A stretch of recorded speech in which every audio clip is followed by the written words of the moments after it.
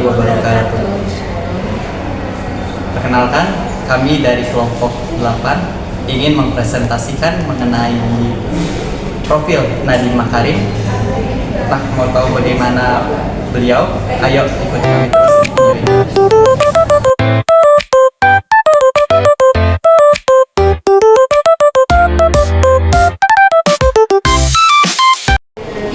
Nadiem Anwar Makarim adalah seorang politisi dan juga pengusaha yang ada di Indonesia.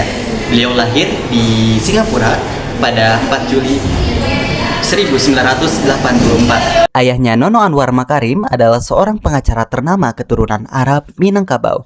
Dan ibunya, Atika Getri, adalah seorang penulis lepas. Nadiem Makarim menempuh pendidikan dasarnya dan menengah di Jakarta, lalu melanjutkan SMA-nya di Singapura. Ia meraih gelar sarjana hubungan internasional di Brown University, Amerika Serikat, dan gelar Master of Business Administration-nya di Harvard Business School. Sebelum mendirikan Gojek, Nadiem Makarim juga pernah bekerja sebagai konsultan manajemen di McKinsey dan Company, dan sebagai co-founder serta managing editor di Zalora Indonesia.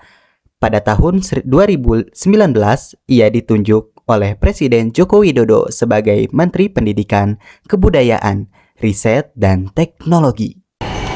Nadiem Anwar Makarim dikenal sebagai pendiri Gojek, sebuah perusahaan transportasi dan penyedia jasa berbasis daring yang berprofesi di Indonesia.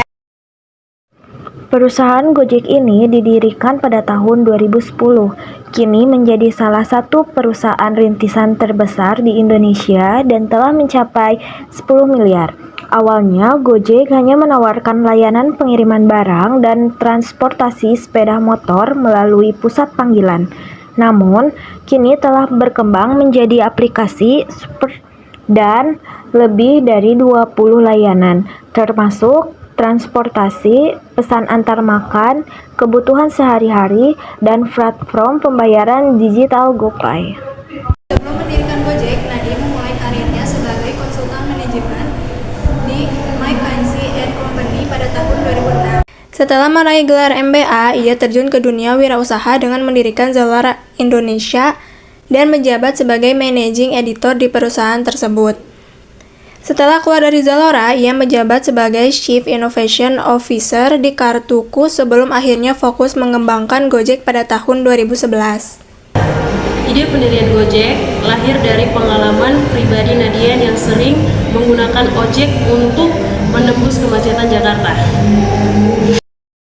Ia melihat adanya dua masalah utama. Yang pertama, para pengemudi ojek menghabiskan banyak waktu untuk menunggu penumpang, sementara para calon penumpang kesulitan mencari ojek yang tersedia dengan cepat dan dengan tarif yang transparan. Gojek tidak hanya menjadi sebuah bisnis yang sukses secara finansial, tetapi juga memberikan dampak sosial yang positif dengan menciptakan lapangan kerja dan memperdayakan usaha kecil dan menengah. Terdapat 5 tantangan yang dihadapi oleh Nadiem dalam memulai usaha Gojek. Yang pertama, persaingan yang ketat. Yang kedua, pertumbuhan yang pesat. Yang ketiga, mencari talenta berkualitas. Yang keempat, regulasi dan kebijakan pemerintah. Yang kelima, ekspansi internasional. Inovasi berkelanjutan. Gojek terus berinovasi dengan meluncurkan layanan-layanan baru dan mengembangkan teknologinya untuk memberikan solusi yang relevan bagi kebutuhan masyarakat. Dan fokus pada pemberdayaan mitra. Gojek tidak hanya berfokus pada pelanggan, tetapi juga pemberdayaan pada mitranya, termasuk pengemudi, pedagang makanan, dan penyedia layanan lainnya. Membangun budaya perusahaan yang kuat. Nadiem menanamkan budaya kerja yang kolaboratif, inovatif, dan berorientasi pada dampak sosial di perusahaan. Yang keempat, kemitraan strategis.